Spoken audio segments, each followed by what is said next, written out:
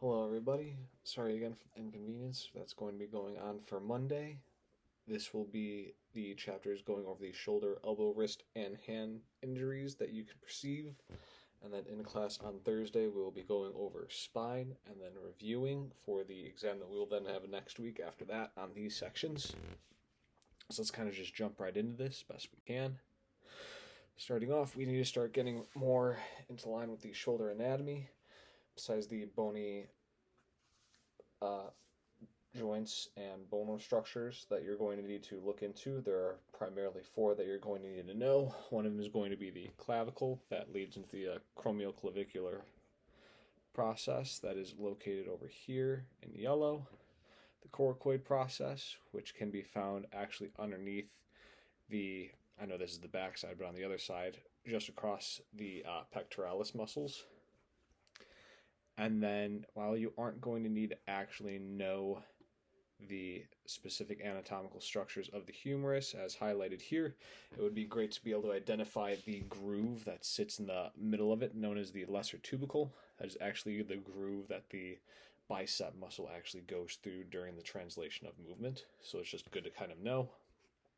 Now, looking over on the other side here at the back, we are starting to notice some muscle groups that are very important. We've gone over these only a few times before, but it is the muscles of the rotator cuff. We're seeing the infraspinatus, we're seeing the teres minor in here, we're also seeing that supraspinatus at the top over there. You'll notice that all of them seem to somehow coalesce right around here on that section of the shoulder, all in the same spot. That's what forms that 40%, I would say, to 50% of that actual rotator cuff joint that surrounds the entirety of that musculature on the actual shoulder, and then it is completely overlapped and encompassed by, on this side, the deltoid, which I'll try and highlight a different color here for you.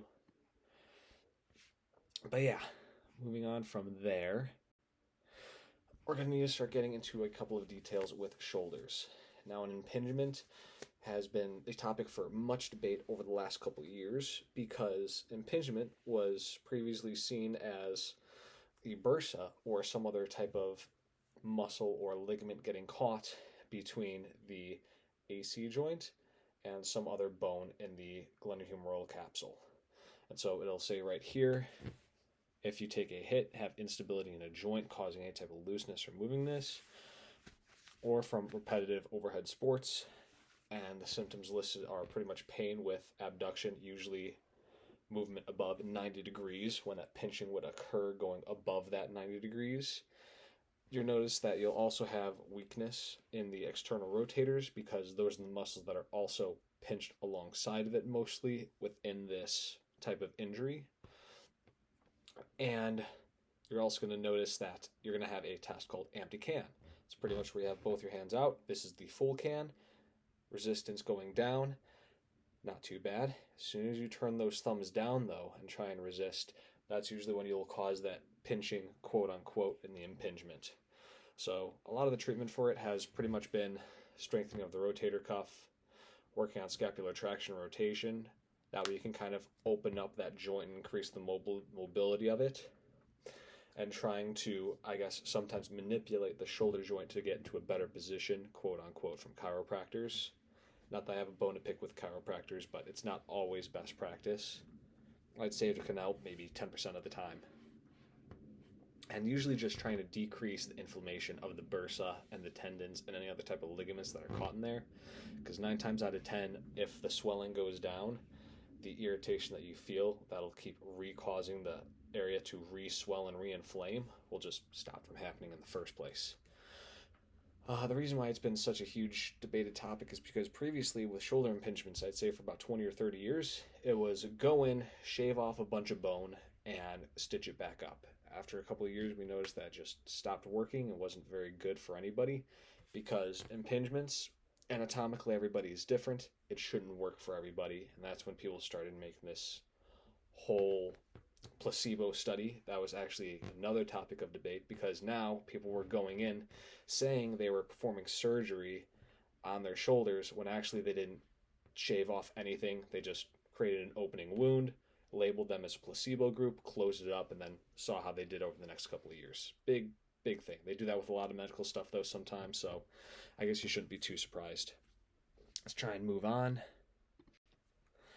Glenohumeral dislocations. So the cause of most of these is going to be an anterior inferior motion that'll cause the dislocation.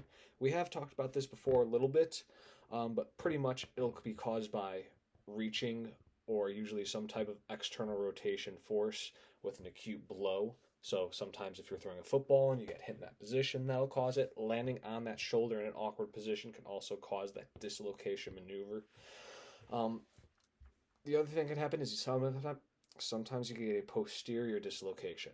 Now, if you get a posterior dislocation, do not try and reduce it on your own. You actually want to label it a medical emergency, and you're going to try and see if you can get them taken to the hospital right away.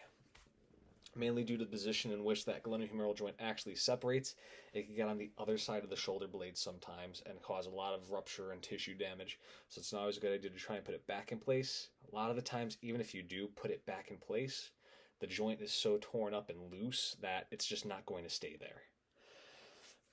Now, signs and symptoms, you're going to see an obvious deformity. You're going to have an inability to really move your arm too much. A lot of times they can actually have guarding, so if they dislocate their arm, it might actually get stuck hanging in front of them or off to the side sometimes, rather than just dangling like a lot of people like to think.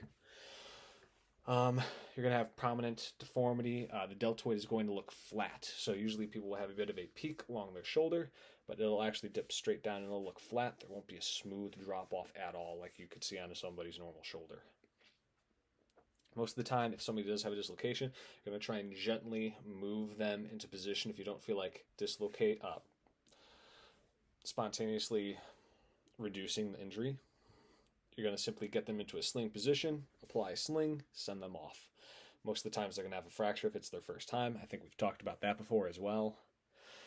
A lot of the recovery and rehab stuff that you're going to need to do is strengthening the rotator cuff actually, as well as just most of the time, if there is rotator cuff and joint capsule tear and destruction, you're going to need to get surgery to repair it.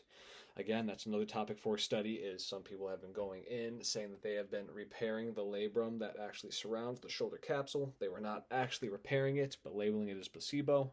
And they started noticing that there weren't any changes between the rehab group versus the placebo group. So sometimes all you really need to do is just not do anything other than just rehab, strengthening, range of motion, and then just believing that you're going to get better. But that's another topic of debate for another time. So, as we can see over here, here's that flat drop-off that I was talking about in this first picture, where you don't have that smooth drop like you would see on his other shoulder that kind of rounds off. Sorry, it's kind of hard for me to display this using a computer highlighter. I'm not going to touch this picture on the right-hand side, but you can see the difference between these two shoulders the best you can. It's going to have that pointy, prominent design on the side there and that drop-off. Not much else to really talk about here. These are obviously anterior dislocations, as you could tell. Well, or not tell. Sorry, I shouldn't have said that. Moving on. So here's a possible image of trying to show how you would reduce the injury. Now, it's not showing it very well here, so kind of getting into more detail. A lot of times what you would want to do is you're going to want to get the arm into slight adduction away from the body, and as well as you're getting that adduction, you're actually going to try and pull a traction force and externally rotate the arm while you're trying to pull them away. Now, it shows grabbing onto the hand. I actually prefer getting a hand on the actual humerus itself, because you might just get a bunch of twisting at the wrist and elbow, and you're not actually getting any type of motion or twisting going on in the shoulder, so you might just be causing them discomfort and pain. So really just trying to get a nice, good grip on with both your hands on the humerus, and again, slightly abduct, pull, and externally rotate to try and get it back into place or reduce. Moving on. Biceps tendonitis, like I talked about. If we're looking here, in this bottom image, this tendon, I kind of told you earlier, there's this bicipital groove, which is pretty much that portion of the bone that it'll slide through. So for athletic trainers, that's what we'll refer to it as, actually, is the bicipital groove for the bicep muscle to actually run through and innervate. What can happen is A lot of times, if you have repeated trauma or overuse, you're going to get biceps tendonitis of that injury area. And so the best way to diagnose it is pretty much if you were to go to shake someone's hand, you would simply ask them to externally rotate their hand to activate the bicep and then just palpate over that area. And if you get a lot of touch tenderness, a lot of crepitus, and obviously look at the face to see if there's any flinching or discomfort, you would have a positive sign of bicep tendonitis. Gentle stretching, rehab, rest, and ice are the main things that you can do to actually help it get better. I know it says on here strengthen. Strengthen is more of a steps afterward, because if you have bicep tendonitis, usually due to overuse, you aren't going to want to do more stuff to try and actually make it feel better afterwards. So it says strengthen on here. I would actually hold off on that until we actually get to a point where we actually have zero pain during testing, stretching, and during active daily living. Moving on to the anatomy of the elbow. So compared to other anatomy, this one is a bit more complex, but we're not going to actually go over how complex all of it is.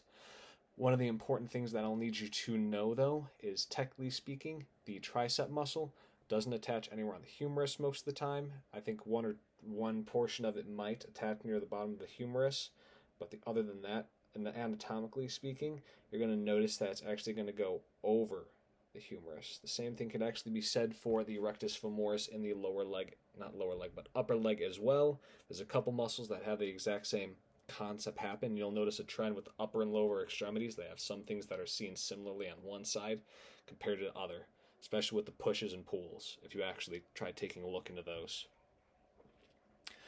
Not much here that you haven't already seen, so let's move on. Starting off, we have the medial and lateral epicondyles. Pretty much when looking at the forearm, the extensors are going to be on the lateral side, or the upper portion of the actual arm, and then the medial or flexor are actually going to be on then the bottom side of the arm, known as the flexor side. So just getting that out of the way right away, the best way to describe it is medial and lateral. Why that is because technically speaking, if you tried looking at the arm, I'm going to try and put into view best you can. If we were to look at the bottom side here, speaking generally, most of the arms will actually develop from the medial epicondyle side and then wrap underneath into the flexors on the bottom side here. And then if we look on the other side of the arm, the muscles are most likely bound to develop on the lateral side of the arm and then work their way across into the actual extensor side of the arm. So your forearm muscles are actually in a bit of a twist. They don't run directly from the bottom of the forearm here all the way up into the hand. They actually go from the outside and then work their way up and in. So a lot of pictures depicting that. I think the one that's over here on the far left side does a pretty good job, and not the best, but you can see that it is mostly developing on this far side and then moving more central towards the actual hand itself. It's not that big of a deal in terms of use, but in terms of diagnosing injuries, it can actually help a lot, because depending on the sport that you are looking at, that can actually help identify what's going on. Technically speaking, if you had somebody that played golf and tennis, you'd have a better time trying to diagnose what is wrong with them if you can understand what they're doing more of for their given sport. So, technically speaking, golfer's elbow, which can appear on the medial side, can also be attributed to other things that can go on as well. And so being able to identify that, it helps a lot. So, causes is pretty much for overuse of the forearm muscles. So, I know I talked about golf and tennis. Well, the other one that is another common one too is baseball as well. I know a lot of baseball players, you're probably familiar with Tommy John or any other form of UCL injury that you get from obviously throwing way too many pitches while you're young. But beyond that, a lot of the elbow stuff is just, it's either on the left side or the right side, inside, outside. You're not going to find a lot of stuff that is more deep or into the side of the ligaments or deep in the bone or with bursa, mainly because a lot of the stuff that goes on the elbow is more overuse. It's well protected. You don't get a lot of actual acute injuries to it. It's not a problem child like some of the other joints in the body. Anyways, the signs and symptoms, you're going to have pain with palpation over these signs and areas. You're going to have a lot of decreased strength, pain with point tenderness. The best way to treat it is what we've done before. Rice, NSAIDs, stretching, strengthening later down the line once you have pain-free range of motion. Moving forward from there, I know I just talked about how the elbow is strong, great, and all of that, and now all of a sudden I'm moving into this next topic, which is Little League elbow. Now, Little League elbow is another form of surgery that you can have in the elbow, mainly due to, again, baseball, because it's a baseball style related injury. The best way to describe this is chronic overuse leading to acute related injuries. Pretty much the growth plate that is a part of that elbow suddenly gets a lot of stresses in it, like a stress fracture. But the stress fracture alone is not something that can cause the actual acute injury itself. It is more of a precursor to it. And the worst part about it is because you can't identify the stresses affecting it unless they're actually pitching, a lot of people will attribute it to a soreness and it'll just go untreated for a long time. So a lot of signs and symptoms that you'll see is weak triceps. Kids are going to lock out their elbows after throwing or with arms at rest. And they're going to have a lot of decreased range of motion with pronation or that turning over because of the muscles that are attributed with that motion. And so, technically speaking, this can be found in two ways. You can have one where there is irritation to the growth plate, and then you can have one where there's an actual separation at the growth plate. Technically speaking, the first one is the better outcome because, like I've said before, if you damage the growth plate, you can damage the ability for that bone to grow out properly later in life. And since this is an injury that happens in youth, it's very important that we get this treated and make sure it isn't so severe that it's going to affect their ability to grow up later in life. So like it says here, it affects about 10 to 25% of young pitchers. Most cases are not leading into the acute stage. Usually it's just more of an actual stress fracture style injury. It doesn't actually develop into this acute, let's completely rip off from the bone avulsion style injury. A lot of the treatment is also the same since it usually doesn't go that far, which is just ice, rice, NSAIDs, resting until the pain has gone away, which can usually take a couple of weeks, and full range of motion returns. You're also going to want to do a lot more strengthening, not just of the triceps, but of the muscles above and below that elbow to make sure that doesn't happen again. That means that strengthen rotator cuff, biceps, triceps, all the muscles of the forearm, all of that is good. And I know it says teach good throwing mechanics. Most of the time, it's not going to be because of throwing mechanics. It's going to be because of overuse, too much stress in the area. All right, the next thing we got here is a Colles fracture. Now, I've never experienced a Colles fracture myself, thank the goodness. It's pretty much a fracture at the distal end of the ulnar radius. And most of the time, it's going to be a fracture at the neck of the ulnar radius, but sometimes you can have it at the growth plate, which is, again, a bad thing. You don't want it. It is a Fuchs mechanic-related injury, meaning landing on a fallen, outstretched hand. That's what Fuchs actually stands for, if you've ever heard of that term before. Most of the time, you're going to hear a pop, a lot of severe pain. You're going to see a lot of swelling and deformity. Now, going in hand real quick, most of the time, if you land in a Fuchs-style related injury, you're actually going to fracture your scaphoid. If you fracture your wrist, you have also probably fractured your scaphoid as well. They kind of go together in injuries. Fun fact, though, usually if you dislocate something, a fracture doesn't follow unless you're trying to reduce. But if you fracture something, opposite applies. If you fracture it, you probably didn't dislocate it either. So it's usually one or the other. You don't get both unless you're trying to do with a reduce, trying to put it back into place. Treatment for this is obviously going to be icing, splinting, and medical referral because you fracture your wrist. You need to have that looked at. All right, we only have a couple more left. We're about 2/3 of the way through now. Moving on to the hand. We're just looking at a lot of the joints. So we have carpals, metacarpals, and phalanges, for all of you that know that. Pretty much directly above the wrist itself, we actually have our carpals. They only actually go up about 1 inch onto your hand. So before you even get to your thumb, as outstretched as it is, we're already done with the carpals. Moving now into the metacarpals, that's actually the actual surface of your hand in here that you can see. That's what your metacarpals are made out of. So there's a lot of actual squishy soft tissue in here, more than you think, and not as many bones as you would think. If you're looking at the palm of your hand right here, you only got 4 bones. That's it. Now moving into the actual fingers themselves. Now that's when it actually goes into your phalanges, your distal phalanges, your proximal phalanges, and the like.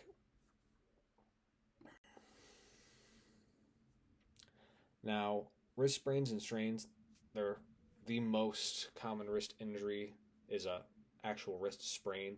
Again, Fuchs mechanics, landing on it. If you play racket sports like badminton or tennis, getting chronic wrist pain and strains from it is another common thing. One of it is usually due to either abnormal movement of the wrist or chronic movement of the wrist. Signs and symptoms of the more severe or traumatic cases is going to be a lot of general swelling, dislocation, tenderness, not having pain on the navicular bone. We'll get to that in a minute. Can't throw, grasp, pain with movements, some laxity on special tests. It's a lot of mouthful because it's a lot of different things. Pretty much what happens is you can get ruptures of the tendons, severing of nerve endings, and lack of pain receptors due to certain mechanics that are in the body that are beyond what I actually study and can teach you. All you need to know is that if something feels off with the hand and there is actual significant swelling, deformity, or discoloration, it's usually a good idea to send them off to an MD to rule out any type of fracture or other related injury. All right, make sure you get that done within 24 to 48 hours. Just to make sure that it's taken care of. If an athlete comes back and they said they didn't see a doctor and it still looks the same as it did the day before, don't let them play. Let them get checked out first. That's number 1 rule. Moving on. Perfect. I just talked about this earlier. Scaphoid navicular fracture. Again, Fuchs-related injury. If you land on an outstretched hand, that'll be the main cause of this style of injury. It's one of, if not the most fractured carpal bone. It might actually also be one of the most fractured of the hand bones as well, due to just how often it happens. Pretty much you have this little, I'm not sure the best way to describe it, it's almost like this bean due to its curvature around the side there. The bean actually snaps in half most of the time. It won't always split that way, but that's one of the more common ways is it'll split in half like it's shown in this image. And that little thing in there is actually a screw that's been put in place to kind of help it gel back together properly. Here's another picture down here of the scaphoid fracture. This is all supposed to be one bone in here. You can see it has that dark line right down halfway through it, indicating that it's a fracture. A lot of the same stuff. It'll look like a really bad sprain. They'll be sore with moving their wrist. They might not have an actual deformity at the wrist, so don't be looking for that, but they're going to have a lot of pain with it. We actually have a special test for the scaphoid, which is pretty much find a special soft spot in the bottom of the wrist. And what you're going to do is you're just going to extend the hand. You're palpating that scaphoid actually from that section, and you're pretty much putting extra pressure into it to try and elicit more pain. So if you can elicit a bigger pain response, that's actually a positive test ruling into a scaphoid fracture. So if you get that, you're going to want to refer to an MD for testing to make sure they actually have a fracture or not.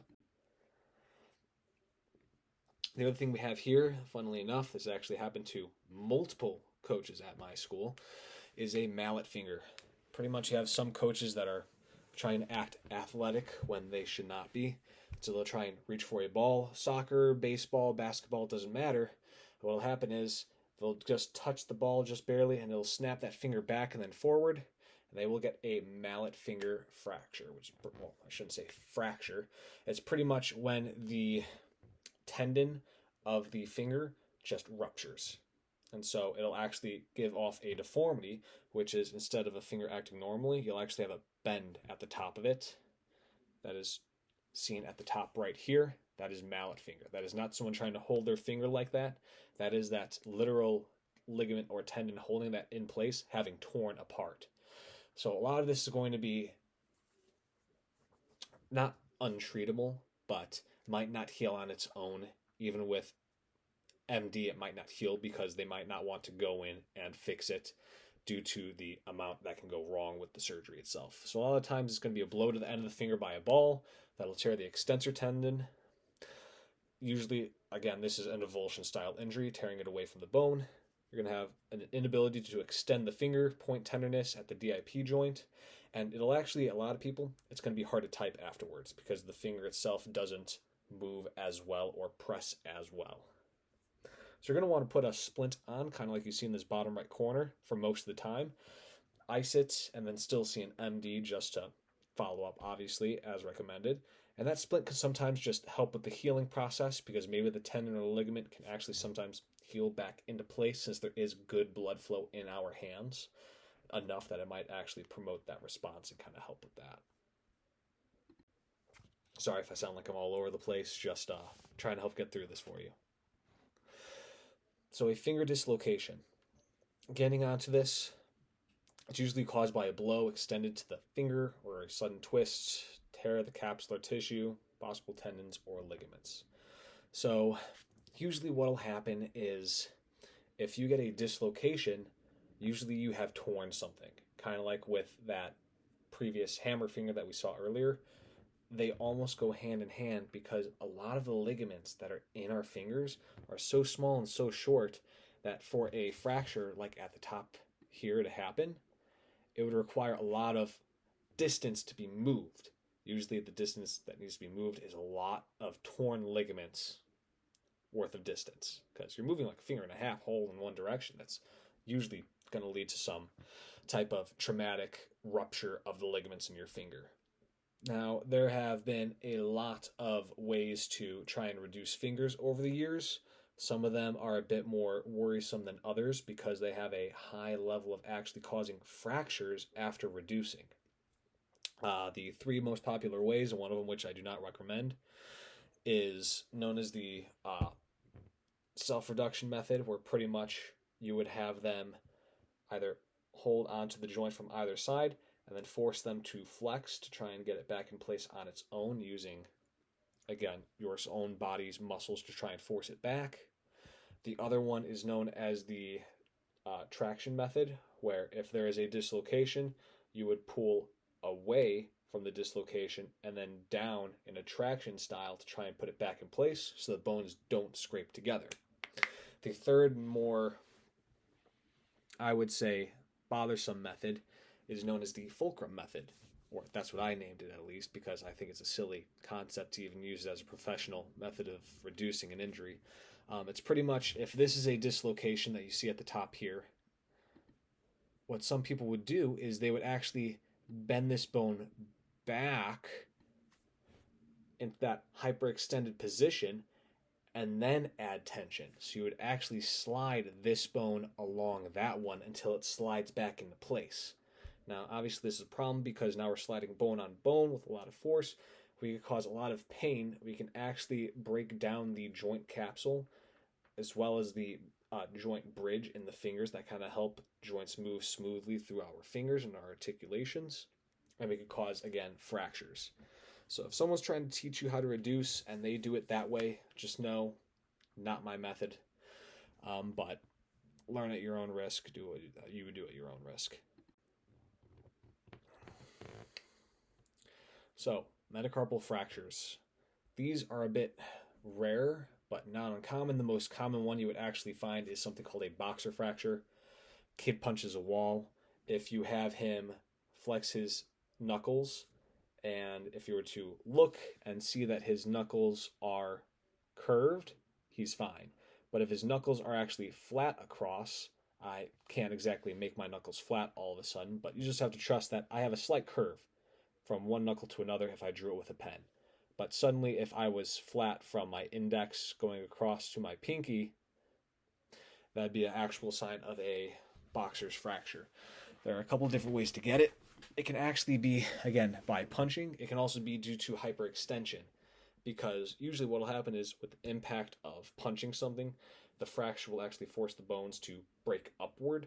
But sometimes if you get a hyperextension-related injury, like football players trying to grab onto somebody's jersey and their fingers snap back, that could actually fulcrum the hand to go downward and fracture the bones in the opposite direction into the soft tissue.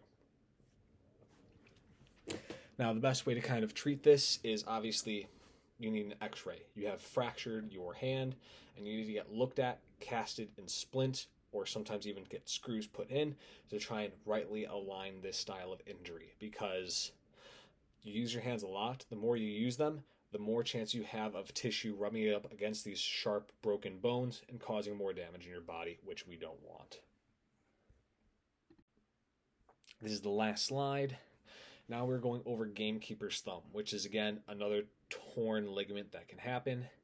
This is another style of Fuchs injury, as well as a hyperextension injury. So it is a bit harder to actually see or have it caused to you. This is seen a lot in soccer, but also a lot in football. Again, this will be seen more in those D-line or O-line positions, due to it is a hyperextension related injury. So if you ever see some type of football player go up to try and get on someone's jersey and his fingers actually slip underneath and go right underneath that person, and they feel as if they lost all of their grip strength, it's usually because they have actually torn their ulnar collateral ligament in their thumb, due to the fact that they just got a bad grip on the guy, and instead of trying to press forward with their thumbs, they tried relying on the joint and ligament itself to hold in place, and their fingers were snapped back because of that, causing that injury. Signs and symptoms: a lot of pain and swelling at the joint, palpation of the UCL, and if you try doing an actual range of motion test, you're going to notice that that thumb's going to keep on going in that direction. It will not stop. The ligament is gone. You can literally move that thumb as far as you want in that direction. So you're going to want to splint it. You're going to want to just ice, rest. Technically speaking, it is not a medical emergency, because kind of like with everything else, it is mainly just a torn ligaments. There's nothing that they can actually do to put it back in place for that. Again, it is still a good idea to make a referral and send them off to be seen, just to see if there's anything that can be done or if there's anything else that needs to be done, because there might be something else going on alongside that injury. That just about wraps up everything for the rest of this